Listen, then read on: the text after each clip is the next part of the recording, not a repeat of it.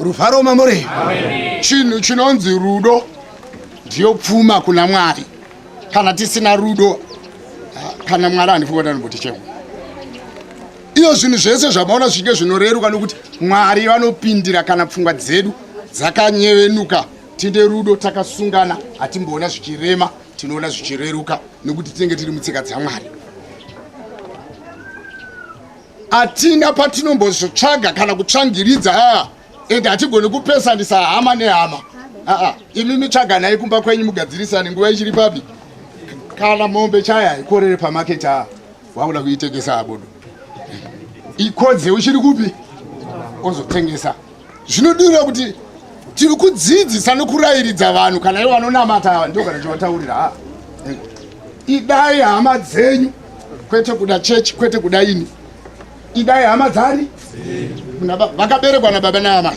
Ndosaka ndakanotsvaga mhuri yokwamanyika, mhuri yakanga yaberekwa naamai. Vakati tese tiri madzimai. Ndakavakumbira ndikati ana amai, ini ndino mvumo yekupindira. Ngatibatsirane, hatimiriri asipo. Zvakanzi kuno mutsvini wake ari kuLondon asi tino vamwe vakadaro tinoga tikatora vanhu vari kumhepo vasati dzimwe nguva vanopinda nedzimwe tsekwendi.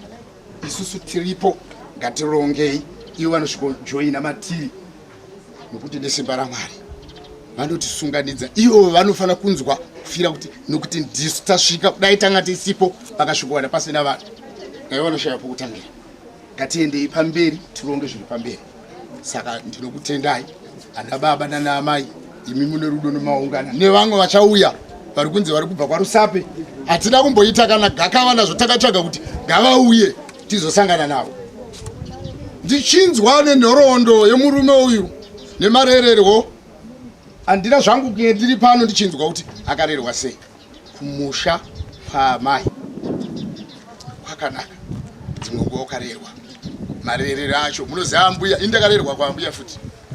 Vese munoziva kana kuna muchembere chaidzo dzinonzi ana ambuya dzinoziva. Masunyiro anoita sadza mwana mukwasha nemwana wako chaiye zvakasiyana. Vanoita rokuda iso kutema pakati nopakati. Vanoziva kuti mwana mukwasha anyatsodya akuite sei agute kuti kwakwaya paso. Haleluya. Zvino mwana mukomana vanoenda nokumberi kunge kafoko kudai kutema kuti chidya.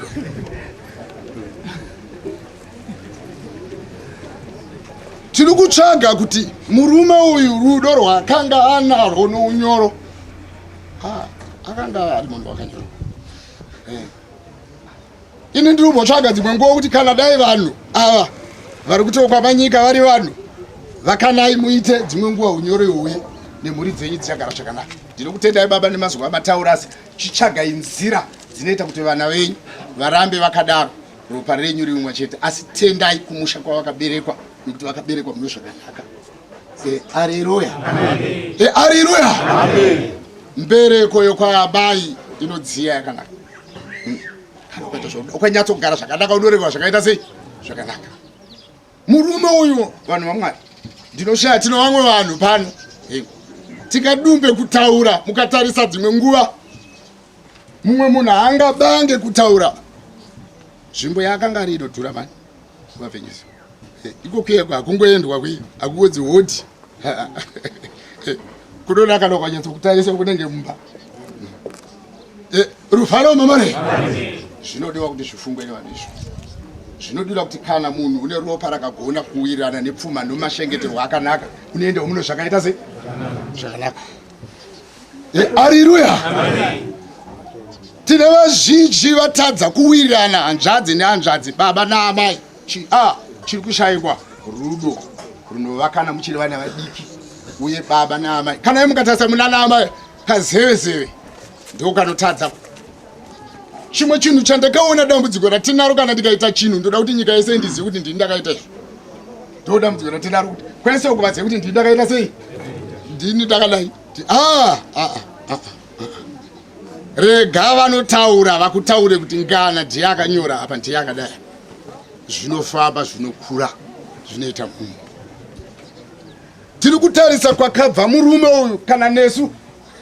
Iyo kana mukatarisa varume vese vazhinji ava ndina amai vambotaura ava vachita murume wedu uyu akanga achinge munhu akanga ngokudaro taimutuma basa rese rekuda aiwa yes apa tina handifuko tikatumbike kudaro handidiwo kumukira vana izvi haleluya chokwadi chakaita sei hakuna kutisungira zvenyu zviso handidi handimukire vana izvi asi tinomutenda uyo aita basa ripi nokuti akanga akakomborera wakanga ari munhu Lloyd ane rudo rwairatidza kuti kana ukatuma munhu vanhu vaMwari tina vakawanda wokuti ukamuti nemotokari ndinoda kuti baba munondibatsira izvo anotanga kubvunza kuti anoti petro yamba asi murume uyo aita zvirimo izvo zvinokwana toziona taapamira kana ukasvika pamberi papa anoti aiwa regerai zvenyu ndichiri right kusvikira mapedza basa rese munhu wakanga akatendeseka ari pachokwadi asina kunenge kubira kana kunyengedza munhu haleluya zvinoratidza kuti munhu akakupa chinhu akupa nemwoyo upi vashoma mukuti kana akakupa chinhu anoenda achiparidzira vanhu kuti bhasha ramuri kuona iro ndindakama zvamuri kuona achidai kudembedzeka kuda dai pasina inhanga asi murume uyu aiti akakupa chinhu uziva kuti akupa nemwoyo wese zvinoratidza kuti wakanga akatendeka kuna Mwari nesu zvasaka kutipa nguva yokuti tinofanira kuuya kuzozadzisa kuhama dzake kuti makatiberekera chipo nekutenda vanhu vaMwari nokubereko yakaberekwa ndinoti Mwari ngaakuropefadzei uye akuwedzere nokuti makarera chipo chaverengwa panyika haleluya haleluya chinhu chechipiri ndinotenda hanzvadzi dzake shuwa vanhu vane rudo vanooneka ndiri munhu wevanhu ndinofamba munzvimbo dzakasiyana siyana kana ye mukatarisa imimesanama nyararai tinova zvinjumo wokuti kana akashedzwa nomurume wake anomboti ma haurizive kuti izwi rababa iroro rikushedza otozoti ma baba kudika haleluya vanhu vaMwari ngatibvei paurudhu tiraidze kuti kana washedzwa nababa uziva kuti ndibaba kana ari amai uziva kuti ndeyani zvinoona zvichifamba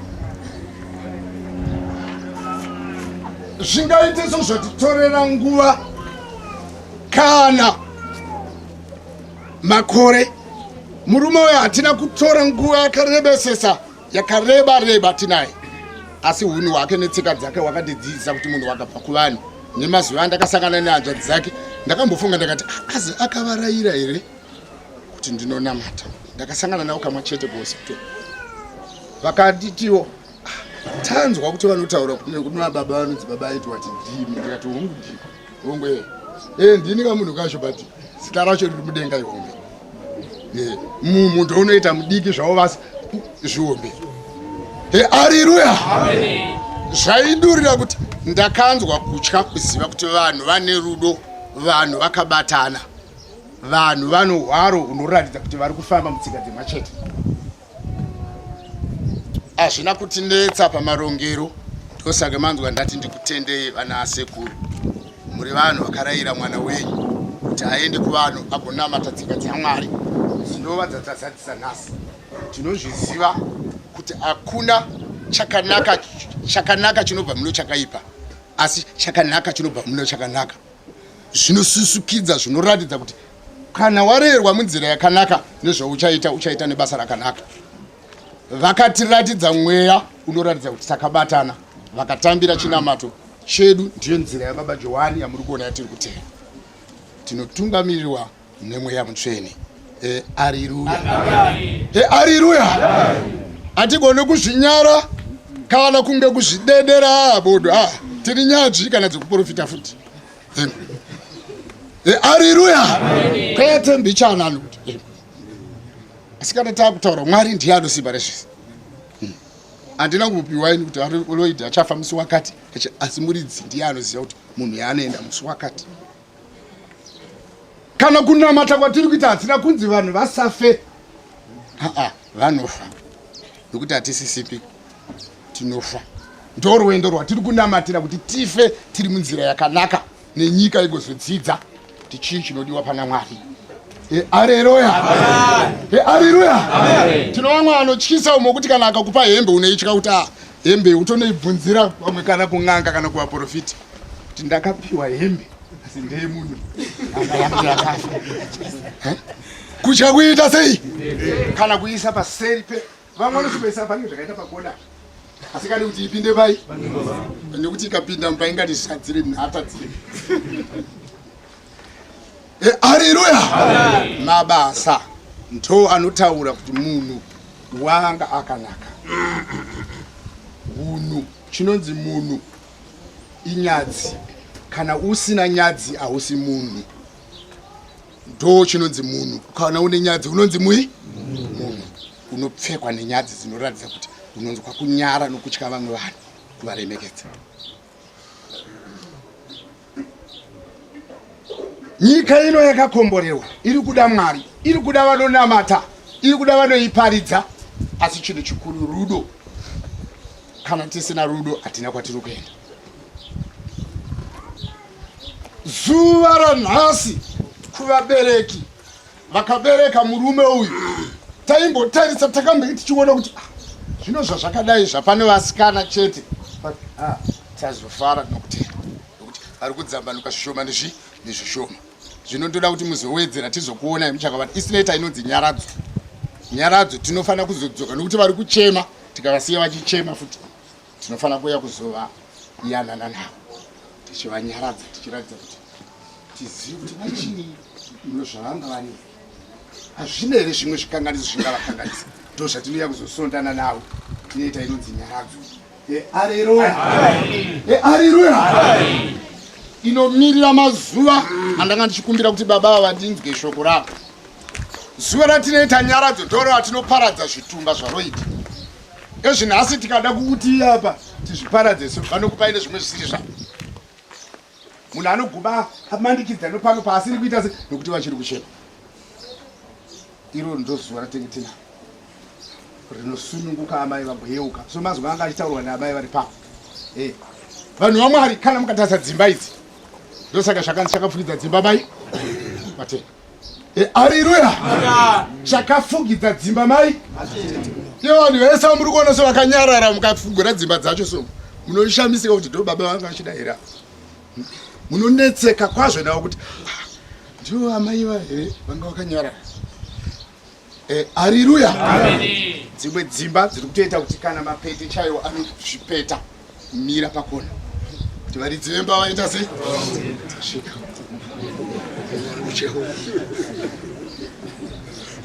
Haleluya. Tikateedza tsika dzeunhu hwedu hatimbofa takarasika. Zvakafanana ndakasikwa ndiri mutema ndinofanira kuramba ndiri mutema mutsvuku chete. Imi dadai noutema hwenyu, dadai noutsvuku hwenyu. Mukatarisa Ambi special yakauya yakambotiberekera vazhinji taifunga kuti vanhu vakawanda vatsvuku. Kana madzimai mazhinji tainetseka. Ma70s ndoda kukadzi mutsvuku ndoda waitozotarisa mugotsi uone kuti indama.